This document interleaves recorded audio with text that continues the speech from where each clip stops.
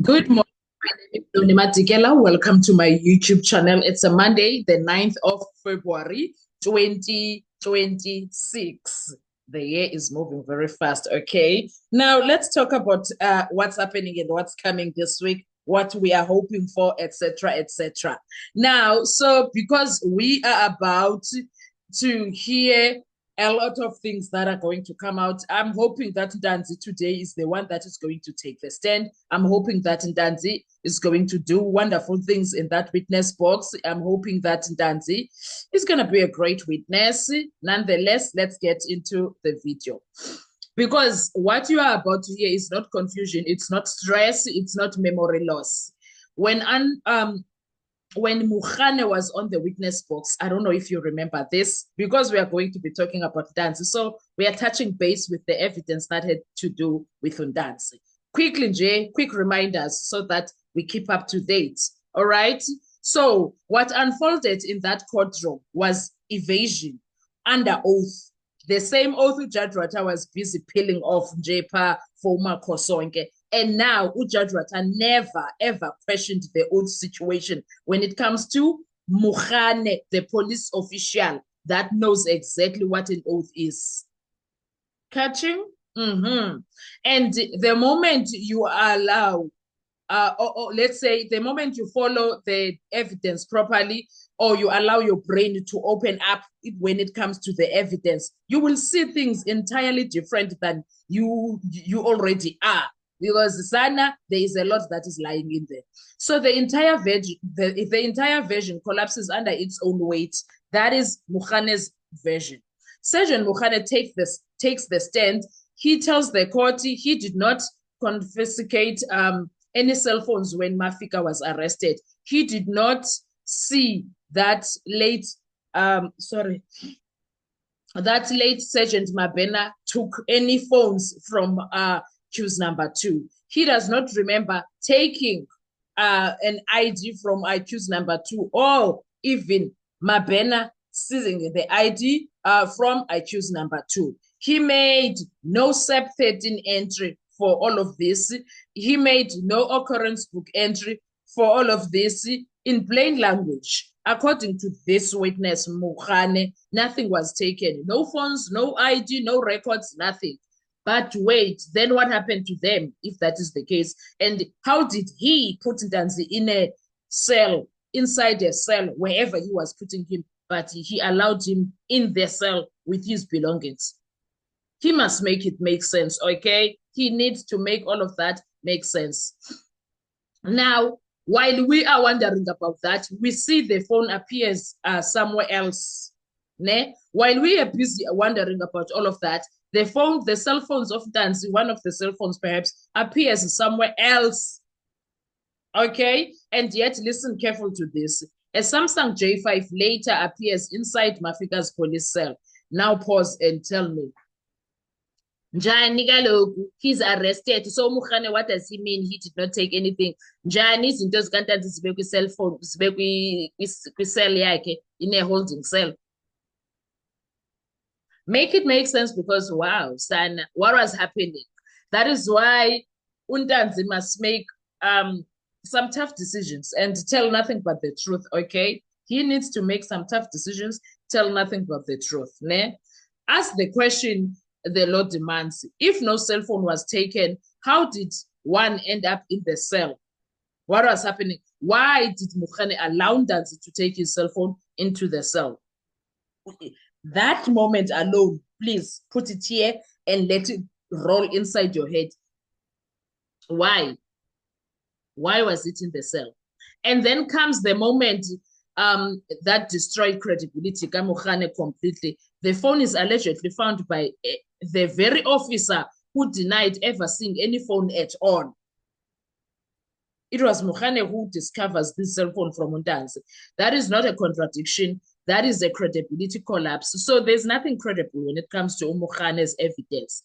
That is why I need Uram Siple to make sure he fights it with everything that he has. In law, evidence does not materialize. It must have lawful seizure, documentation, chain of custody. This phone had none. So there's something wrong with that. In a particular court, in a in a what you call in a capable court, all of that is very questionable. All of that, okay? And then Mohane says something that changes everything again. He admits, I wrote something down. The court asked for the diary. Okay, the lawyer, which is because they were busy in cross-examination, which is Ramsipile.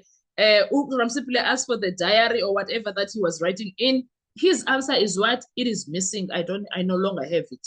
Jani kaloku sana Jani. And let that land, okay? Let that land. Police diaries are very important, guys. Whether it's the Tonton book, pocket book, those books are very important for their records. So no one can come and claim I lost it. Johnny, it sits with you. It stays in your pockets.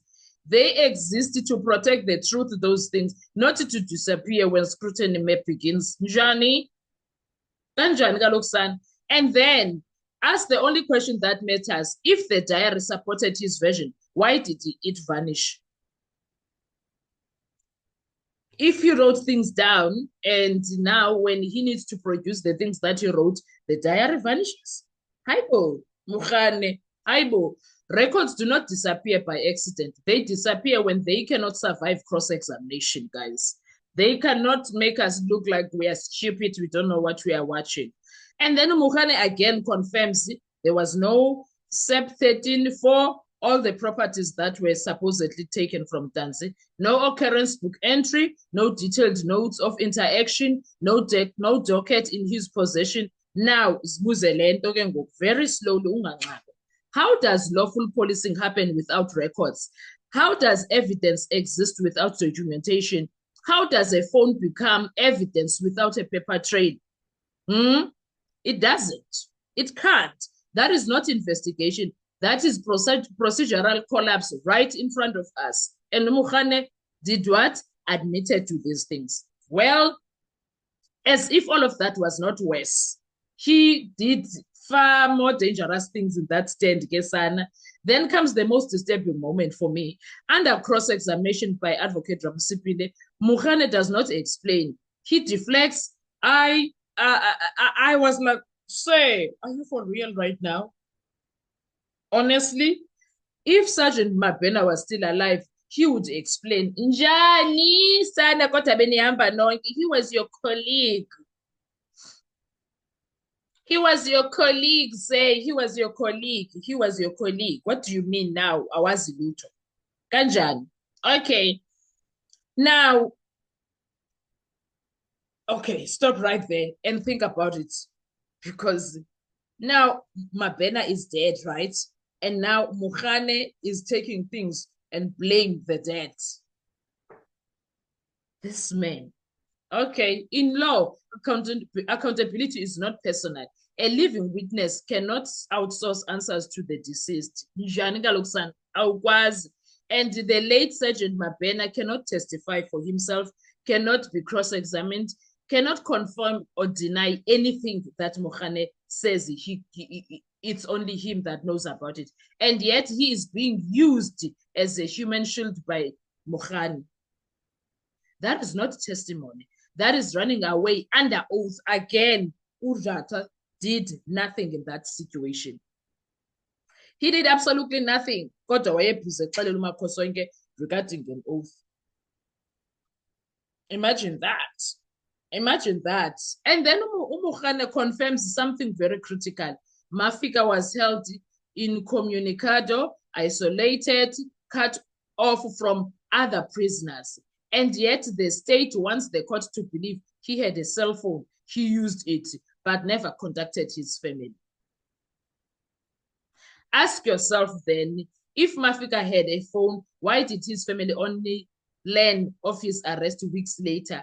The state's version defeats itself. Human behavior contradicts it. Logic rejects it. The record destroys it.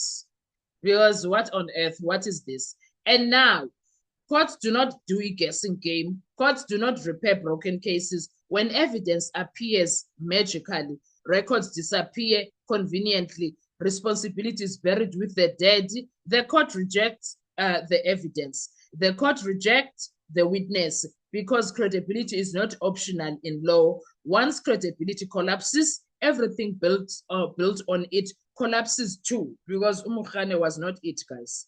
Umokgane was not it. Everything that was happening during Mokgane's time on the stand, on the witness box, that was not confusion. That was not a mistake.